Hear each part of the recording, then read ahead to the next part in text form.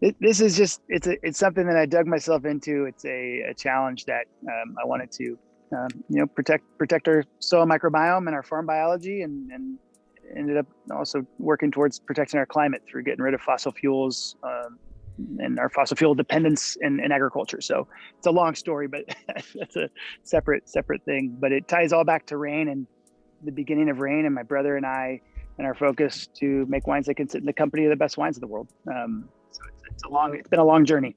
Well, awesome. I'm just going to have to go back and find your start of your slideshow, and it's almost there. Amazing. And before you start talking, I know you're not going to tout your own scores so much, but congratulations on the continued good press. Some huge scores. Suckling, I've never seen Suckling give scores that big on California Pinot. It was really, really humbling, and I never imagined in a million years that we'd get reviews like this. When Dante and I began RAEN, wines of this style were, I think, not scored very highly. More elegant wines of finesse and retention of acidity and elegance. But I went back to a style that my grandfather was making wines. My father was making wines in the 70s and 80s. But so yeah, it's been humbling and incredible. Thank you.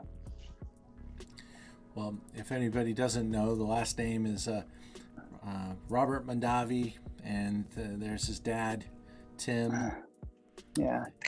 I don't know if I've been able to tell you personally, but the reason I work in the wine business is Robert Mondavi invited my entire class to his winery. We started a chapter of the American Institute of Wine and Food.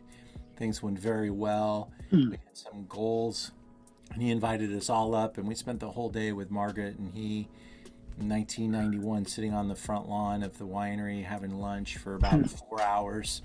And it was really one of the great moments that led me into the wine industry. My grandfather I didn't know what he did when I was little, but I knew I wanted to do what he did. And the more that I hung around in the cellar and in the vineyard, I confirmed that. My father, when the two of them would get together and talk, it was always magical. And so, of course, set the hook from a young age. And these are some of the bottles that inspired Dante and I to begin RAEN. We no longer are associated with Robert Mondavi. It's a long story, but it turned out to be the best thing that could happen to my family. And so Dante and I went off onto the true Sonoma coast, to the edge of where you can achieve set and ripen fruit, right in front of kind of where we are. The three vineyards that we work with and farm and produce is one of the deepest channels of water in the world. And it creates an incredibly beautiful cooling effect that is just incredible for Pinot Noir. And so retention of acidity, freshness, and vibrancy. To talk really quickly about our philosophy at RAEN, I think the name RAEN ties back to that story, and it has a double meaning. So it's the idea that rain, R-A-I-N, so rain that falls in the field becomes wine naturally without doing anything at all. And then the unique, actually you can kind of see it on the outside of a grape. There's this wax, and you can see if you can see my hand right now.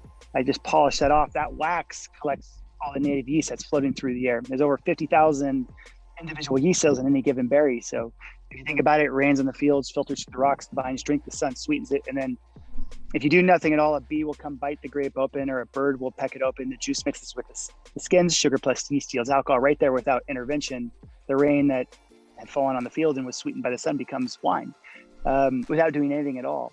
And then the unique spelling, RAEN, stands for our dedication to research in agriculture and enology naturally. So all of our wines are natively fermented. We don't add yeast. We don't allow yeast in the winery. We don't fine. We don't filter. Similar to what Todd was saying about his wines, RAEN loves whole cluster. And the best vintages were 100% whole bunches. 18 was an incredible vintage for us. One of the vintages that with climate change we are longing for. Incredibly cool, beautiful, elegant vintage. And so in 18 we have 100% whole bunches in our wine. I think the A for agriculture, I just want to touch on that really quickly because that's something I'm deeply passionate about. And I really want to thank my grandfather's generation and my father's generation for giving us a lot of confidence in our understanding of microbiology on the enology side. So I think the cellar is our comfort zone. Agriculture is the area where I think the last 40, 50 years of farming has gone kind of awry. And that follows the dedication to science. But agriculture is so important. So Dante and I, we have a trilogy that we follow. The first form of agriculture that we consider the holy grail of farming is permaculture, and that's where the farm permanently sustains itself. You have beneficial flowers that bring in beneficial insects and kick out the bad. It stresses biodiversity and polyculture and all of that. And then if we can't find a permaculture remedy, we go to a biodynamic remedy. The one area where we always go back to the permaculture is that we don't keep our own livestock. In fact, while we're on this, I got a message from the Sonoma County Wildlife Rescue that we're going to release a little family of foxes on our property. So when you have animals on your farm, you need to protect your animals from the native animals. And so you end up kind of having a little bit of a fenced off area. And so we want the forest to not stop at our edge of our vineyard. We want it to flow through. And so we encourage wild animals, mountain lions, bobcats, foxes, bluebirds, owls, and all this to create biodiversity so that not one individual element on the farm, bad or good, can take off. It's all about those natural balances. And so we really encourage the good. So that's where we go back to permaculture. And if we can't find a permaculture remedy, we base out at organic, and we are a no-till farm because of, I think, my belief in quality, but also because of climate change and our abilities to retain carbon and greenhouse gases in the soils and help create a healthier soil microbiome in doing so. This is our vineyards, the winter microflora. I think it's so important. Royal St. Robert Bodega. We farm about 18 and a half acres in total as a winery, very small team dedicated at the highest level. If you go to the next slide there, Ian, I think it might show the spring. So this is the spring perma cover crop. So we don't sow a cover crop. That's a native, naturally regenerating cover crop. On the right, it's sour grass, which is actually, the Native Americans used to chew on this to help with stomach aches. It's kind of a homeopathic, beneficial flower. And then crimson clover on the left, white clover. And those are 3 generations that naturally resow themselves and also are throughout the growing season. So that it's kind of chronologically from right with the sour grass to the crimson clover to the white clover on the top.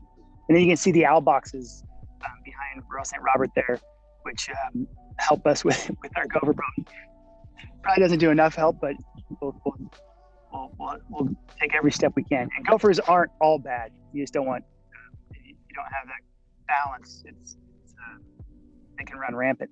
So that's why we love biodiversity. Bluebird boxes, bluebirds to get rid of blue-green sharpshooters.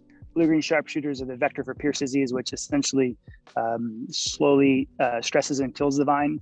They don't like the way vines taste, but bluebirds love the way that blue-green sharpshooters taste. So it's pretty cool. We put out 18 of these, and that was the first one we put out above Bodega.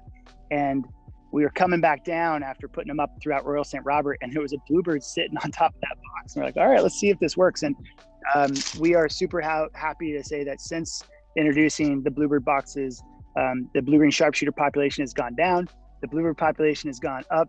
So all these ideas of permaculture and have been really beneficial to our farm and help create, I think, a better overall landscape to make more incredibly healthy plants that make incredibly healthy clusters and berries and more delicious wines at the end of the day, which is so important. And so that's kind of the overall landscape. But we're very small, and we're really thrilled to be here with you, Ian, and to be sharing our wines and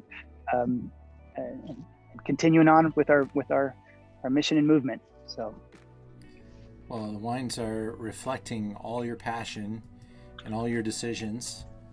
And this wine has just really continues to just grow and improve and show all the passion that you have. So it's really, really beautiful. Thank you so much. No, thank you, Ian. Honor to be here. And I wish I had the glasses in my hand. That's the only problem. So.